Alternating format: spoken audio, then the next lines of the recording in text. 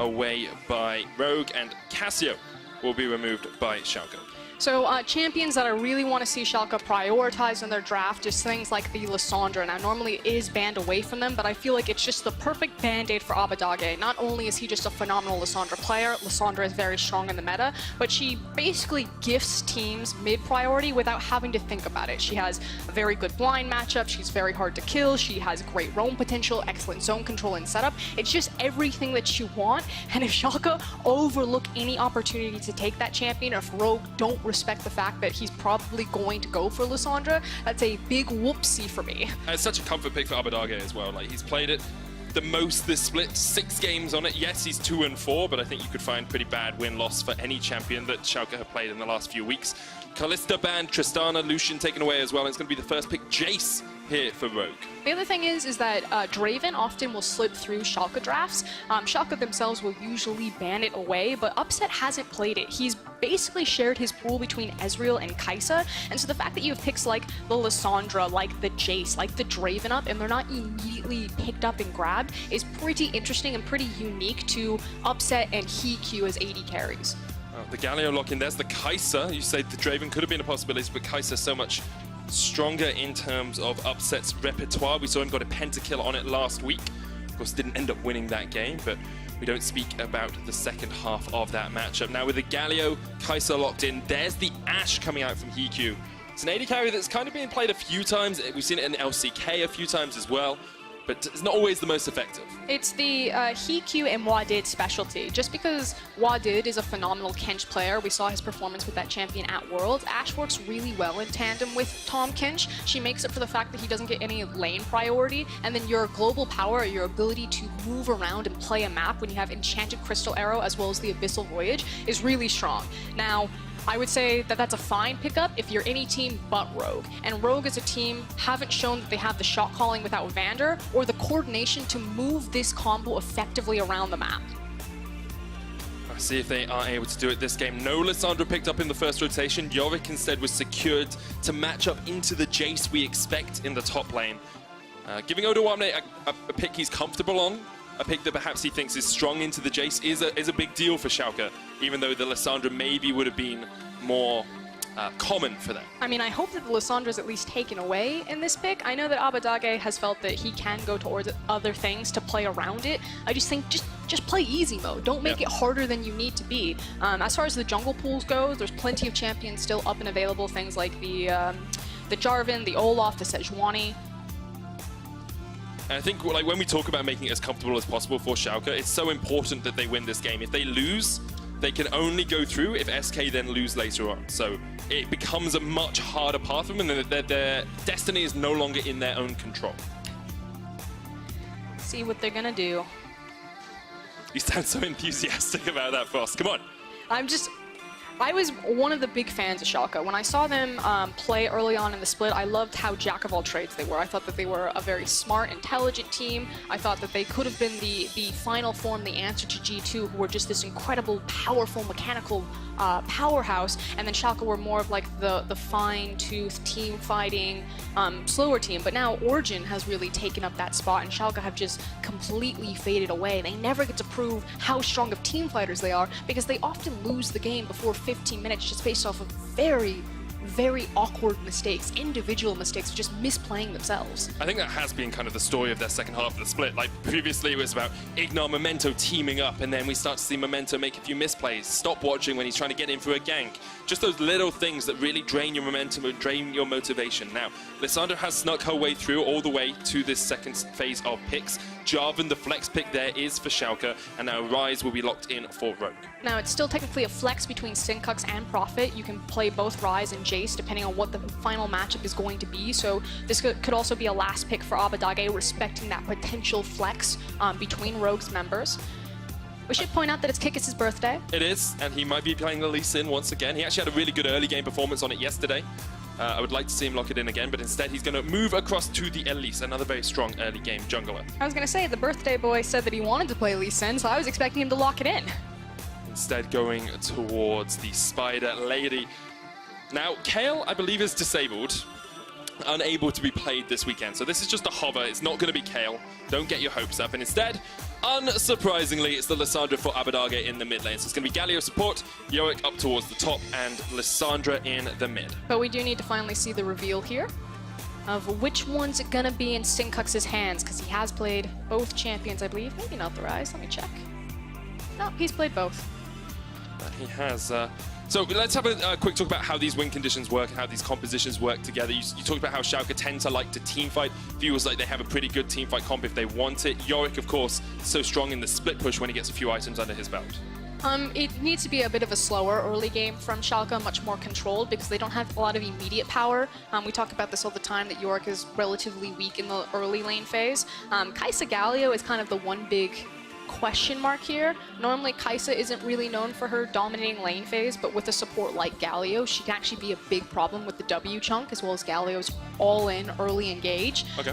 But then you're looking at what did Tahm Kench, it's like, how do you crack that? Well, it's what did in Heat Q, and statistically they haven't been the most consistent or high-performing bot lane, so there's always a possibility there. But I kind of expect this to be relatively slow if everything is going according to plan for Schalke. And if things are going according to plan for Rogue, you expect it to be a little bit higher pace, I feel, with the Elise in there, with the Jace, with even the Ashe can get quite a lot of damage down pretty early on. So maybe he's got a few good gank paths. Maybe we see Kikis unlocked. And it's also about where the pressure is going for Kikis. Kikis is a carnivorous jungler. He likes to get into people's faces and he likes to duel. Elise versus Jarvan's probably not going to be the answer for him there. So give all of your attention to Prophet. If Rogue really want to take off this game, it has to be between Kikis and Prophet in that early game. A lot on the line here for Schalke. A win would guarantee them at least a tiebreaker for 6th place. Could even guarantee them 6th place itself, depending on future results. If Rogue win, however, Schalke's fate is very much out of their hands, and they are very reliant on SK losing to Vitality. So checking in on the Keystones really quick. Want to point out that Prophet is going for the Airy, so into the Yorick matchup, he wants to make sure that he gets the consistent whittle damage and try to abuse some of that early range advantage that he's going to have. The other thing is notable is it's not Unsealed Spellbook on Tahm Kench, it's the Glacial Augment, I believe.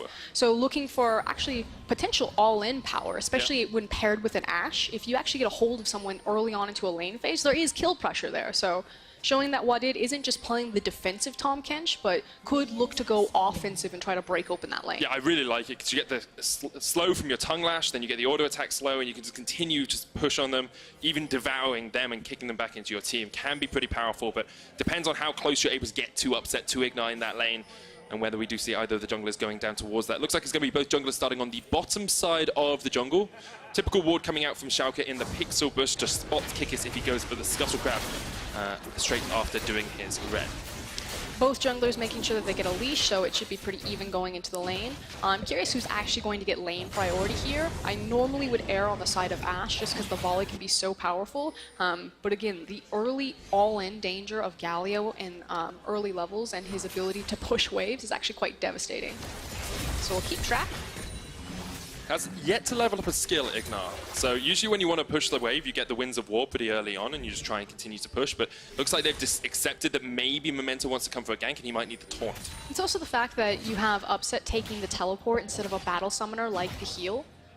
So that ward that was placed, also we need to point out, has grabbed hold of Memento, because there was the possibility of an early gank for Jarvan, but instead it looks like he's going to try to contest both scuttles.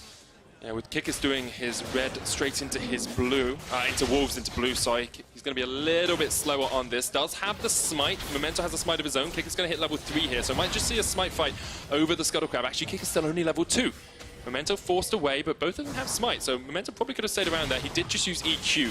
Probably wanted to wait for the cooldowns to be back up. This is kind of a perfect example of situations where Memento kind of makes some questionable decisions. He thought that he had mid priority with the Lissandra, so that's why he wanted to contest both scuttles, but he has no strong side of his map top because Jace is so far forward, and it actually almost put him in a situation where Kikis could have contested the red.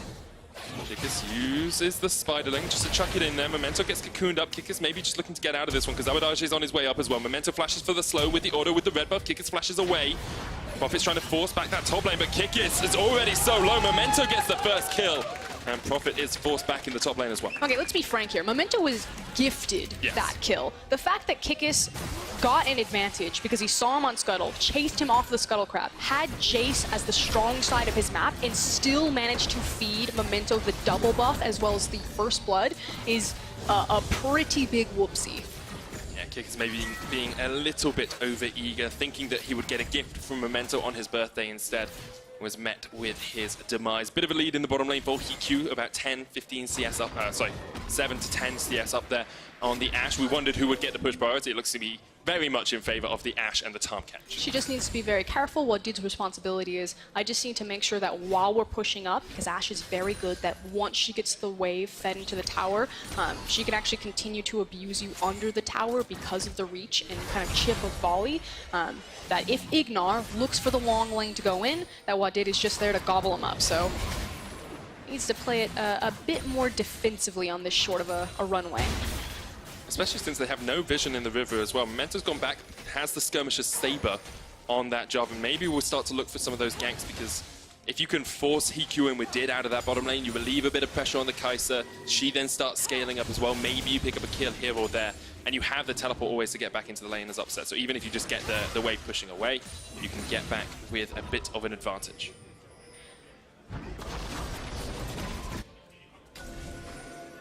Looks like Kickers is pretty adamant he wants to play around the top side of the map. It's going to be a 2v2 mid here. Glacial Path comes out with the Rune Prison, caught at Abadage before he could follow up. Memento there, Kickers. Once again, just standing on the firing line here. There's the Cocoon, seconds in with the chase, but Memento can EQ away. Abadage lands a good Ring of Frost to get the double slow. He's caught up in the Rune Prison as well. Kickers still on the chase. Abadage has to flash away. And it's just Summoner's burnt in the mid lane. Also good response from Wadid to make his back come in. He immediately walks it towards the mid lane. So heads up play from Abadage and Memento to say, let's just burn the flash. Let's not try to tango with this too much. But now that Jarvan's been chunked out and sent back, this is a potential dive threat, knowing that there's no jungle assistance. Dark Procession comes out. Abadage caught in the mid lane, though. Can't get away with the Glacial Path once again, and Seconds will take him out. Ignite used from Wadid for the assist. Memento now here, though. Kickers and Prophet have taken a long time looking for this gank. They will get the turret plating, and Memento shows his face. Forces the rogue jungle top away. And those individual mistakes keep coming back to bite Schalke in the ass. The fact that Abadage thought that he could go forward against a Rise without a flash available, doesn't have a cleanse because he's running the TP, and then just dies for free. It's pretty classic Schalke. Kick is caught out. There's the Cocoon as Odoamne with the chase. Prophet coming in from the side here as well, and we'll have a lot of damage already on that chase. Ooh, Kickers ticked down to just under 100 HP, but he will escape, and Prophet actually has a sizable advantage now up towards that top lane, about 10 farm ahead. Bot lane, meanwhile, still very much in favor of Rogue, as well as Hiku and Wadid continue to force Schalke back. And that top lane felt like a situation where possibly you criticize Memento that he could have tried to go for that kill onto Kikis, but it felt like with the wave pushed into Odoamne on the top side, it was more important to prioritize your Yorick, getting the free gold and the free levels, rather than trying to chase deep past a Jace, pull your York so you get your Jarvan to safety, and find the kill on Kikis.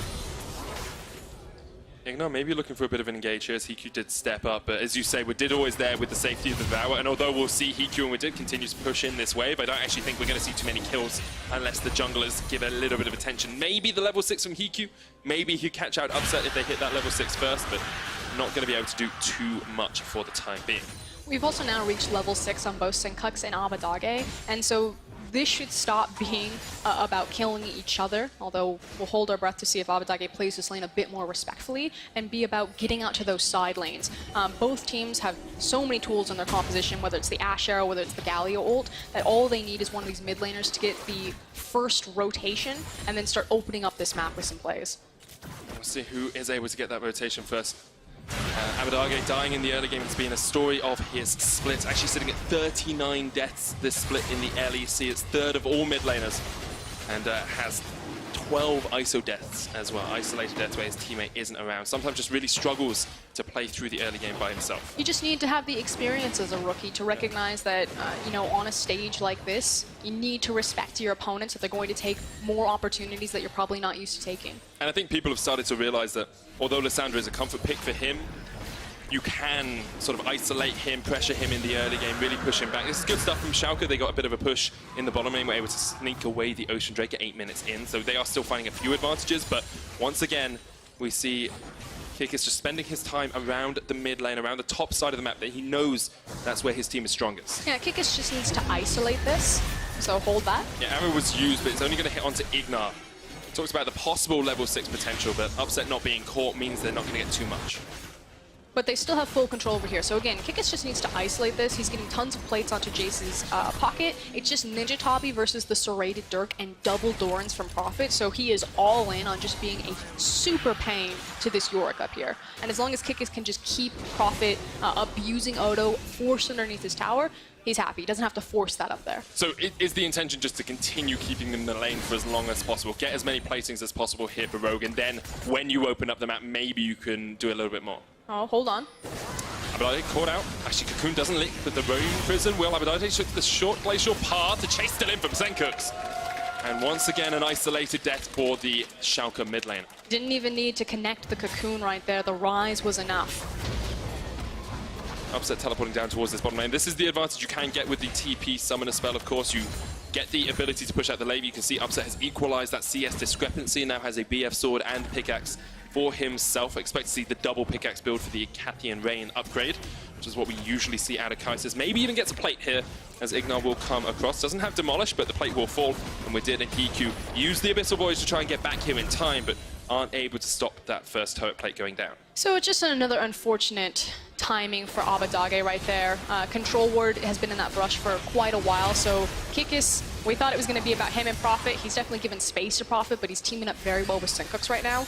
Good news for Schalke and Abadage is that he now has access to Merc Treads as well as the Kindle Gem, so we'll have some extra health as well as the Merc Treads to hopefully not get stuck in too many situations like that again. You just become that little bit more tanky on the Lissandra because you can run Aftershock as well. If you can get that Keystone proc, then you can do quite a bit. Looks like Abadage is going to be the first one to roam out of the mid lane down towards this bottom lane, though. Everything is set up and ready. You have all ultimates available that they need. Ignar doesn't flash in with the taunt. They decide against it, but Hiku turns it back around, and now Momento's just going to come in. They use the arrow, but Hiku, devoured up by Wadid, flashes away into the Cataclysm. He's not going to have the time to use the thick skin. Schalke get a kill, but the support gets Hiku out alive. But ultimately, it's Rogue who are eating up the better play on the map, unless they're able to turn this into a tower, which they don't have the time, they don't have the members, and they're not going to have the flat damage. It's still a Rift Herald, which is a possible tower advantage to Rogue when they play that one. Yeah, teleport used by Abadage to get back into the middle lane, but as you say, the Rift Herald, especially if you use it with some plates, here it goes. Looking for that top lane tower first. Already, I think 2 plates have gone down. This Rift Herald will take another 2 for itself. And then you're just looking at the chip damage coming out from Prophet. With the Empower, the Hyper off the W, should be able to get a Memento here, just in time. Ignar on his way as well. Hero's entrance is a possibility. Rogue decide they don't want to go for the full-in engage. Senka's just going to use the Blast Cone to get over the wall. He was roaming his way up, but they decided against going all in for that top lane dive. No, I think they might actually stay around and look for it. At least Wadid is trying to figure out which direction he's going. Well, at least it's still there. Actually looks like they go for the engage onto Odoamne. Kikis have just waited in the bush. Odoamne steps a little bit too far, and you have to think that's going to be the first tower falling in the top lane. It's a 2,000 gold lead for Rogue. With that turret, will be about 2.5. And it's the fact that Jace was the huge benefactor of getting all of those plates. This guy is so fed on this back, he's going to have ridiculous items. So it wasn't about camping Prophet's lane, it was about isolating it. He has done his job. He sufficiently punished Odoamne, and now Jace is online and ready to go. So Rogue, you got your power window. Now you got to abuse it and use it. Let's see, the Yumu's Ghostblade already completed. The Ninja Tabi as well as a 24 CS lead for Prophet. We're only 12 minutes in. Now they can rotate that Jace around. It's the reason we see him banned so often, the reason he's a power pick for our teams. We did force out a little bit here down towards the bottom side, but not going to take too much damage as he can just heal up with a bit of that thick skin. Ocean Drake on the cards in 34 seconds, but the question is now where Prophet goes. Do you bring him mid, or do you just keep trying to push in that split push rock? I think you're always going to be cheating between the top and the mid lane wave. As you called it earlier, it was Kikis hanging around to the brush, waits until Odoamne thinks the 1v1, wants to go aggressive. Yeah. Surprise! 2v1. Odo even burnt his flash at the end there, though, so we might see that come back to bite him as Prophet can just continue to push him back in the lane. Schalke trying to do something towards the bottom side of the map as they do have a little bit of an opening. Memento lands the smite, the Frozen Tomb comes out, and actually looks like Kikis just overextended there. Went for the smite fight, wasn't in range of the Tarm Kench, so couldn't be gobbled up to safety. And I really like the fact that Schalke is still playing around the strong side of the map, which is their bottom side. And yes, Odo has kind of been left on this island, and he's just like, absorb it, survive the chase, staunch the bleeding up there, and then are continuing to make plays or find picks. It's just unfortunate that it's not transitioning into anything. You know, when Rogue are finding picks and kills, it transitions into turret plates or a tower itself or a Rift Herald. When Schalke are finding it, it's just kill gold. Memento coming in here. There's the Hero's Entrance as well. Second's going to flash away, but the chase is on. Abadage there. The taunt comes out. It's another good kill for Schalke. You can see Prophet trying to rotate down, trying to do something with that mid lane tower. But Rogue pay for it with a life, and Schalke now can start to chip away at the turret for themselves. Here comes Jace, though, for the flank. Oh, ammo lands. Abadage doesn't have the flash. Gets caught in the CC chain. Kikius gets the kill. That's good stuff from Rogue to answer the mid lane pressure. I don't know if it's autopiloting, but to lose track, like there's clearly communication problems from Schalke there. You don't know where the bot lane is. They've walked into Fog of War. Memento has returned to his jungle. Why is Abadage stepping forward and trying to push that tower? That has to be the question that you ask yourself. Like, they just, when they came in, they looked like they knew exactly how to play League of Legends. When they came into the split, you know, they started off so well. They were 7-2, and then since then they just continuously made individual mistakes and team calling mistakes. And this is just kind of part of the Schalke project. You know, when you do have young players like this, you can't just leave them on an island onto their own. You need the veterans to help guide them and to keep track of them. Because otherwise, you do go into full autopilot. You're like, I've got the wave behind me. I want to get these plates. Let's pop forward. I'm probably safe. I'm Alessandra. Yeah, you think you can just glacial path out of there, but not going to be able to do it. Turret plates have fallen down as Rogue now open up the map with this mid lane tower. Can't quite get it yet, about 200 HP left on it, but they should be able to take that pretty darn soon.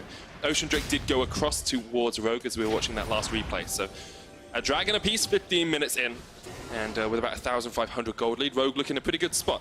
Let's have a quick look at the items though, Fosk. You still got the U-moves complete on Prophet, almost a Trinity Force on Odoamne, just needs the Stinger and then that little bit extra gold. AD carries are always interesting because already Upset has finished his Infinity Edge, but there's a Blade of the Ruin King on Hiku, so we have to see which AD carry is able to do more damage with their one item power point. I'm going to say that Kai'Sa. Yeah? Probably pretty solid. Is that because it's Kai'Sa or because it's Upset? I think it's a mixture of both, actually. Okay, we're looking for Arrow into Cocoon. Also looking for Memento, because he is by that tower. Now he's been spotted out, and immediately Kiki says, no, maybe. The Cocoon doesn't connect. Memento just walks straight to the lane, trying to push it out with his team. Tower's going to fall in the mid lane, and Schalke, with the pressure they got down bot, not really going to do too much. I mean, they cleared a wave. That's a thing. So, Abadage is now paying the price for the top lane sins, and the fact that Jace has been unlocked. He's trying to teleport out. He might get out here. Seconds use the Realm Warp. He escapes! Odoamne, fancy TP, just to get away. But the Jace project has been successful in that Prophet took the top side, got all of the plates, then used his power to push down mid lane, and now as this map gets opened up, this is where Rogue's composition is really strong. Again, their ability to eat up and make very quick macro rotations with Ashe, Tahm Kench, and Ryze is pretty crazy. It's now, can Rogue actually execute on a composition like this? This is something that we see all the time standardized in Korea in the LCK. But from one of the weakest teams in the LEC, I'm a little bit apprehensive. Sankok's caught out. Here's the Hero's Entrance as well. Memento Abadage should be able to take this one out. They get the kill. Sankok's will fall once again. 3 kills now on Abadage. He's 3-3-1. And it's actually in an okay spot on the Lissandra, although he's been caught out just a couple of times. I mean, his job as Lissandra is just to zone control and just set up hard CC for the rest of his team. That it is. And as we approach kind of like the more open period of the game, we talk about mid-game being after these first set of towers really start to fall, after the team can rotate a little bit better. What are the game plans for these two teams? Because we talked about Schalke wanting to take it a little bit slow. I mean, it's 9 kills in 17 minutes, a bit slower than our first game, but perhaps not as slow as they'd like it. Something that Schalke are really good is at securing safe lanes for Upset to grab farm. His ability to get CS post-lane phase is still very strong. You expect that of a veteran ADC. Yeah. And so usually at this point, it's probably Upset just saying, get me to this item, and then we can group up and look for a fight. So they're going to bounce around their lane assignments, moving Kai'Sa around to all of the available farm. And then once she reaches that point, then they'll pull the trigger and look for these fights.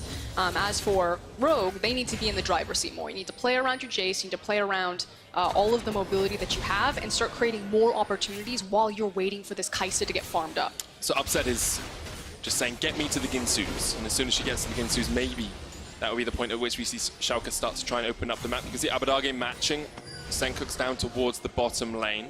There's a Mountain Drake on the cards in just a minute and a half as well. Lots of vision control up towards the top side for Rogue, as they've cleared out quite a bit of that jungle, and you can see that that's where they intend to play around. Maybe they can find a catch here or there. They will use it to open up the map even more. There's the arrow, only onto Ignar. He's still got the flash. He's going to land the taunt, only onto a did though. Kickers goes in, Ignar goes golden. And then we'll flash away. We did with the flash follow-up. He did get the stun off with the tongue lash, but Ignar had already procced the Justice Punch and can't be CC'd as that happens. And unfortunately, that's a lot of cooldowns and a lot of time burn from Rogue. And again, Schalke then just get to absorb all of that pressure, get the necessary farm on the carries like the Kai'Sa, like the York, and tick ever so closer to those item breakpoints that they need before they can start taking over the game. W9D2 will finally get this top lane tower. It keeps the gold pretty even as well. Only about 700 gold in it now for us, because we see Schalke start to fight their way back into the game. Maybe looking for a catch in the mid lane. With Did is just waiting around the corner here and always has the Devour to keep PQ safe. They know that Memento could be around, and so we'll just play as cautiously as possible. Here he goes. Memento in. There's the Cataclysm. Upset's going to jump forward as well. Here comes the Realm Warp. Everyone's joining the fight in the mid lane. Ignar with a good taunt, but Memento gets flanked by Prophet, and already that's one down. Upset now forced away. Abadage fighting with Senkooks down towards the bottom side of the fight. Caught up though with so much damage coming out. Kick a splash forward. W9D2 puts him in the cage. It's only one so far. Senkooks gets the damage down though. Great flash Rune Prison. And it's another kill across to Rogue. Senkooks was massive that fight. The fact that he came from the flank and was able to grab Abadage before Lissandra got into the fight, she's still sitting on ultimate. It meant that she couldn't proc off of the Glacial's edge and get the ultimate off to turn the team fight in favor for Schalke. That was huge from Senkooks. Really good stuff from Senkooks. Now has the completed Seraphs as well. The Dragon is going to go down for Rogue. Now Prophet down towards the bottom side. Should be able to get the tower pretty easily. You can see the hypercharged damage coming out from that Jace. Going towards the Black Cleaver next, which will help him even more in the side lane against W9D2. And Schalke, they tried to make a play. They're forced back. And now it will be a waiting game for them once again. And you can totally understand the reasoning here. They just had a skirmish where Rogue had used a lot of vital cooldowns, so they thought, we've got all of our cooldowns, let's try to force a play here, see if we can get a pick. But weren't counting for what did, weren't counting for Prophet, and then there's Abadage. Comes in on the TP, wants to get into the Glacial path, isn't able to connect with it. At this point, Senkooks has taken them down to 25% health. The Lissandra ult is still sitting up, and there's nothing that they can do. They just get run down. Senkooks flashing forward with the Rune Prison onto W9D2 as well, just keeping people in exactly the right position for Rogue to find the picks. And now Rogue grouped up as 4 players up towards the top side of the map. Gonna get Baron control, gonna get vision control around it. Keep Prophet off in a side lane if you want, although he doesn't have the TP, so maybe they want to keep him a little bit closer to the team. And now we do need to start having this discussion. Oh, perfect. Never perfect. Gives us time to have the discussion you want to have, though. The discussion about Jace versus York in the side lane, I think everyone knows that eventually York is just going to be a terror right there. But what's interesting is that it feels like Jace is no longer just kind of this 2-item, 3-item, and then falls off. He can compete and have kill pressure in the side lane. Yep. The problem is that you almost have to allow him to kill you. Okay. When it's the York-Jace matchup, I don't expect any kills to happen there. Not that there couldn't be kills, just that it's very hard in those extended lanes that at a certain point, if York's like, I don't want to fight this, just throws up the cage and walks away from him. And that's what I think is really frustrating now about how that matchup has evolved versus, there's never going to be a point where Jace can do anything to York. No, he will be able to, but York has to allow it. Yeah, if York plays it properly, he shouldn't be dying in the lane, but Jace can force him out of the lane and then try and use that pressure to do things on the rest of the map. Now, W9D2 is the one who has paused. I'm sure we'll find out exactly what is going on with the Schalke pause in a second. Of course, apologies for it, but we'll get it sorted. We want the players, especially in such a high-stakes match, to be at optimum capacity. As a reminder for everyone, if Schalke do lose this game, their fate is out of their hands, and they are relying on Vitality beating SK in the next game for them to get a playoff spot. Sorry, I was talking to my producer. Oh, good job. That's fine. No, I gave some stakes. Oh, okay. I said, guys, if Schalke lose, they need. I was like, I could try to play this off, Medic, and I could pretend like I was listening to you, but I wasn't. I'm sorry. It's okay. I think there's a lot of people at home who share the sentiment at times, Swaskiran. I'm so sorry, Medic. That's okay. People think that you and I are always on our first date when we cast together, but I think we're pretty much solidly on a 50th date. Yeah, we definitely are. Maybe it's a bit like 50 first dates. Drew Barrymore and Adam Sandler. One of us is experiencing the date time after time, and the other one's just like, oh, new stuff. As a note, Upset had an eye issue. He got some tissues, and now he is good to go, which is why we're back on into the action. So thankfully that was sorted out in just a It was sort of lickety-split. That's a very English saying. I don't think you guys have that in America, do you? I think you said yesterday there's no flippin' way that they do that to them, and I was like, that is such an English saying. Well, it's also because I did not want to swear as Abadage gets caught out with the Moon Prison. There's a hero's entrance, though, straight into the Frozen Tomb. He's going to heal up. Here's the teleport, and you can see Senkuk pops the Realm Warp to try and get Kikis out. He will. Senkuk's not in the Realm Warp meant that Kikis could escape because Senkuk couldn't be CC'd. And now Rogue can make plays on the other side of the map. Unfortunately, there's nothing for Rogue to make the play over. Maybe they make the rotation onto York. Straight into the cage. I got it. Arrow still lands though. We did him on the chase. Has thick skin, can tank up the tower. You can see Prophet has a lot of damage. W9D2 forced back, but Prophet was the one tanking up in the end. Memento came across on the flank, and Rogue unable to find the catch they wanted. York has to choose to let you kill him. He is so frustrating. Oh, Kikis here. Caught out. Memento can go in with the Cataclysm. Kikis goes golden. He pings, and there's no one there to help you, my man. You are done for. Upset gets his first kill of the game on the Kai'Sa. Yeah, unfortunately, just caught out. We'll see how...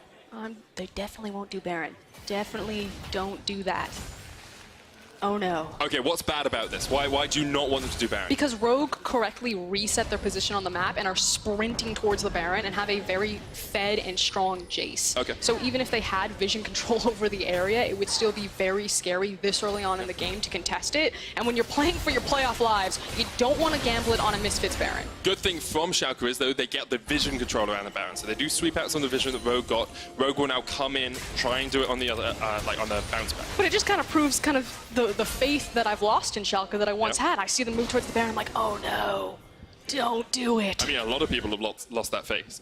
They've won one game in the second half of the split. It has been a brutal fall from grace, and I had so many segments. I was so aboard the Schalke train. I was like, these guys went to the finals. This roster is so underrated. Upset's the best ADC. They can do it. Was able just to get out of the area of the Ring of Frost, but you can see Schalke playing up towards the top side now here. W9D2 actually joining up with his team, bringing the Maiden in. They will take down this mid lane tower and just continue to keep that gold pretty even. Only about 1,000 gold between the two teams. But the magic item has been complete medic.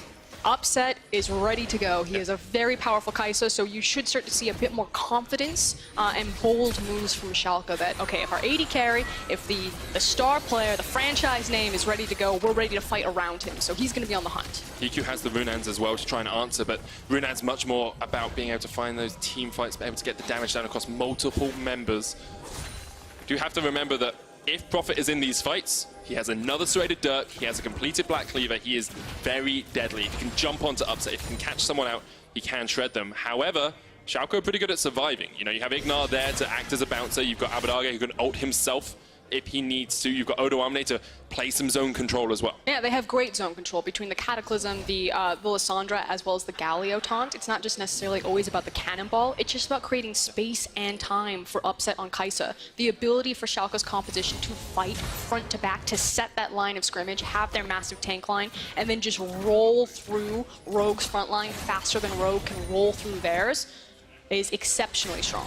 It feels like Rogue are the team on the back foot a little bit here. Senkuk has been answered by W9D2, Prophet off to the side lane trying to deal with Abadage as well, but it feels like the vision line that we saw from Rogue now has actually been pushed back. They have 1 or 2 wards in the river, whereas the rest of it is Schalke vision all the way down. And maybe the momentum of the game has kind of swung into the favor of Schalke 04. I would agree with that. We talked about the big power window that they have with Prophet to try to make as much ground as possible with this Jace. And don't get me wrong, Prophet's still strong on the Jace and the isolated skirmishes, but Schalke at this point in the game don't want to play the isolated skirmishes. They want to play the 1-4, maybe a 1-3-1 occasionally, but they're looking to group up and to start forcing big fights.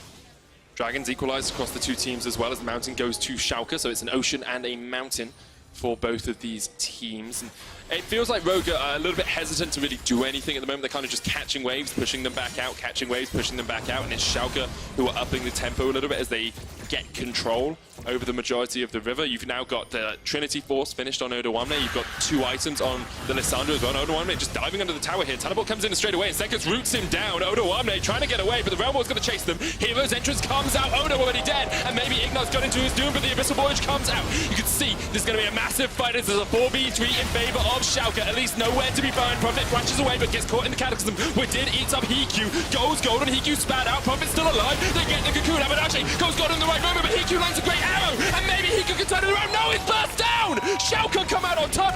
to get away, escapes the taunt, but the Justice Punch comes in from Ignar. They're not going to look for the dive. Upset hits the long-range Void Seeker, but Schalke come out on top and take down the tower.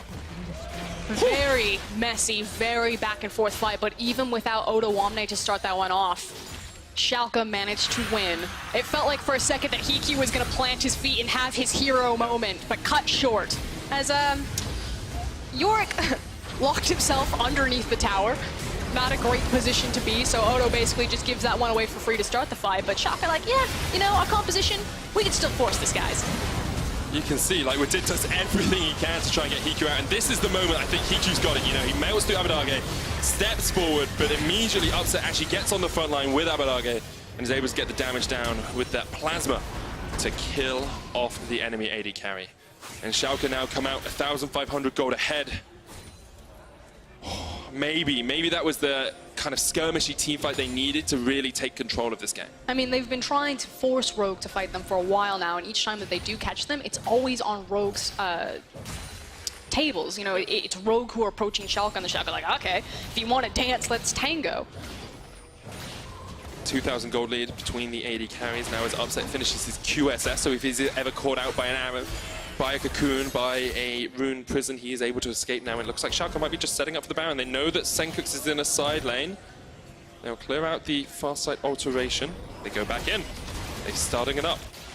They have a Kai'Sa as well as a Mountain Dragon. They'll shred through Baron. And they're going to TP in as well, just for the safety. I don't think Rogue really have any idea that this is happening. Good call from Schalke. The arrow lands, but only onto W9D2. The Baron will go down, and Rogue too slow to answer. Good call from Schalke to secure themselves a Baron at 28 minutes into the game. Also, shout out to Ignar, excellent zone. He didn't necessarily need to use it right there, but recognizing what his responsibility was in the Baron setup was off towards the mid lane brush. So if they did walk in, he was ready for the taunt.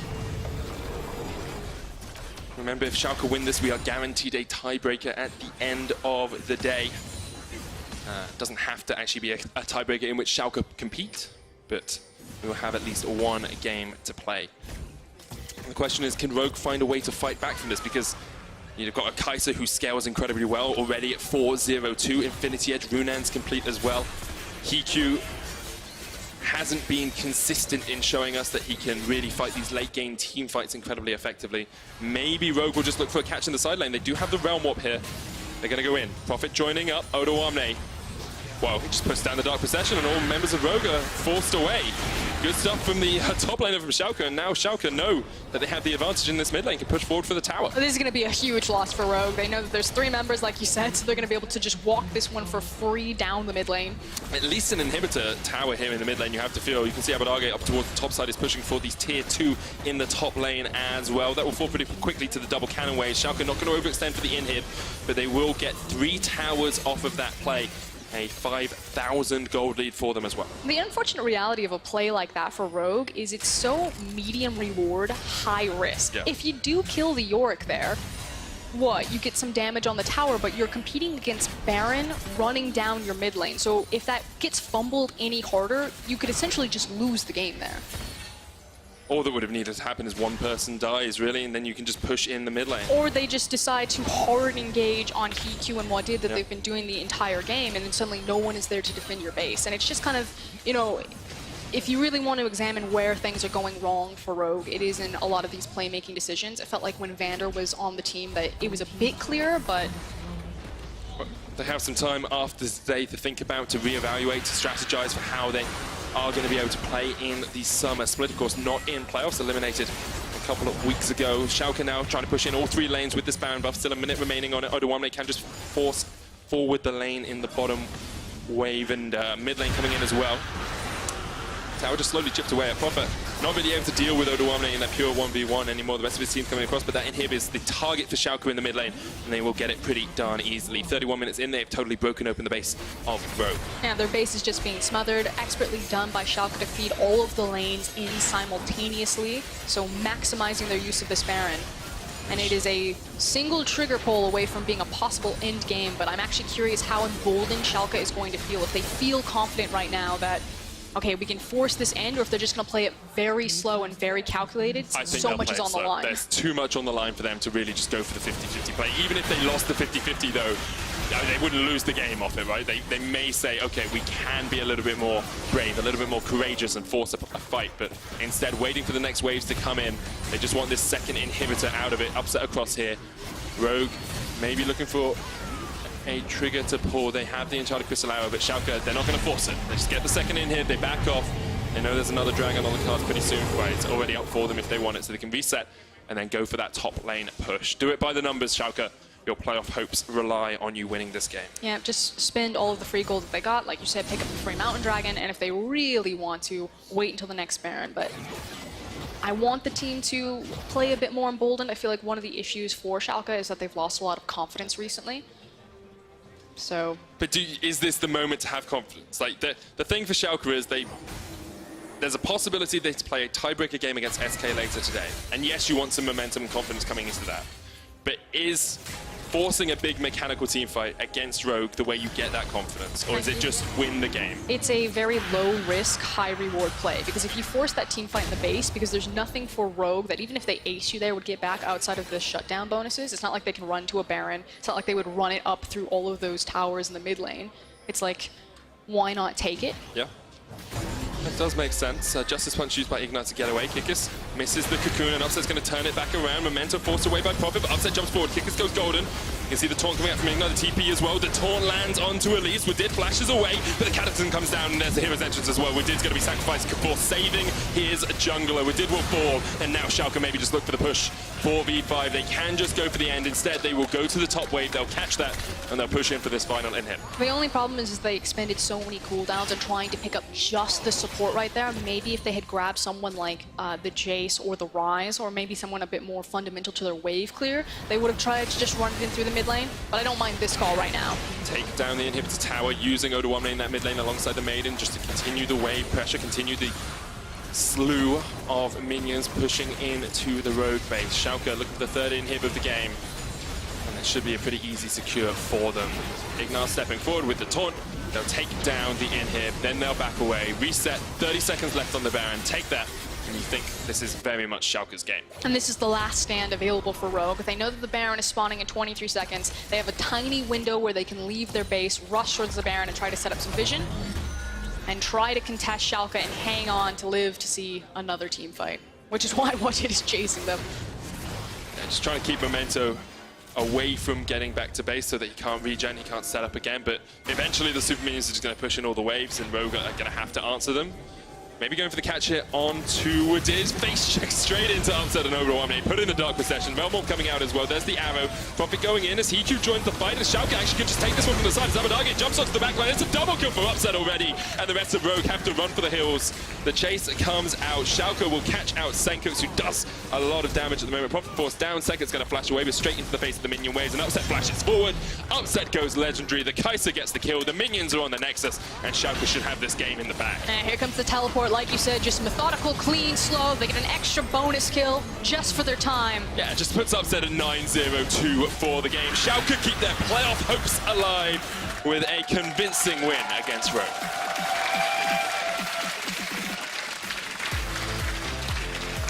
But it's not over yet. No. We are guaranteed a tiebreaker though, Frost. And I know how much European fans love their ties. No, but we do love League of Legends, so more League of Legends I'm always going to be a fan of.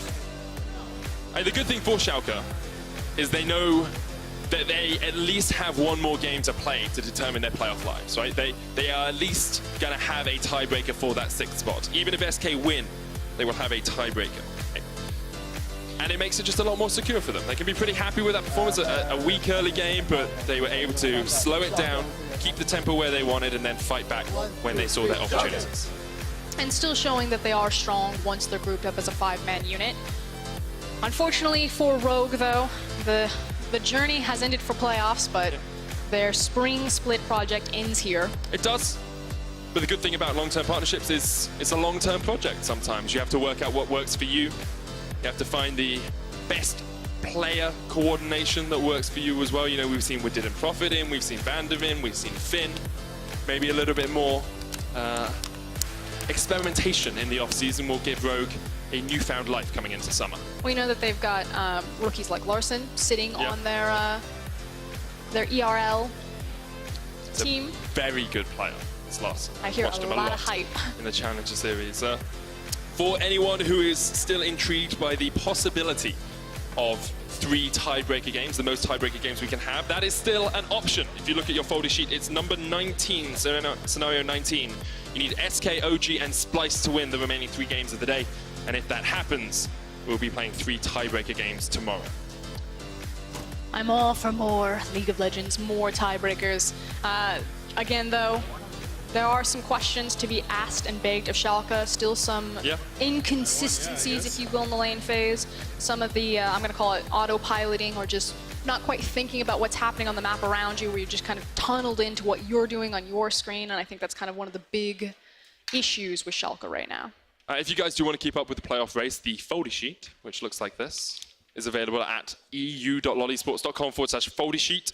If you remember the Vedius half-brother who introduced us to the folder sheet just yesterday, maybe typing his name at the end of the URL might give you something a little bit special. But if Memento Abadar getting upset, got you jumping out of your seats, be sure to vote for the Kia player of the game. Vote at LOL Esports on Twitter. Do you have anyone you're going to give it to? I mean, I think you have to give it to Upset.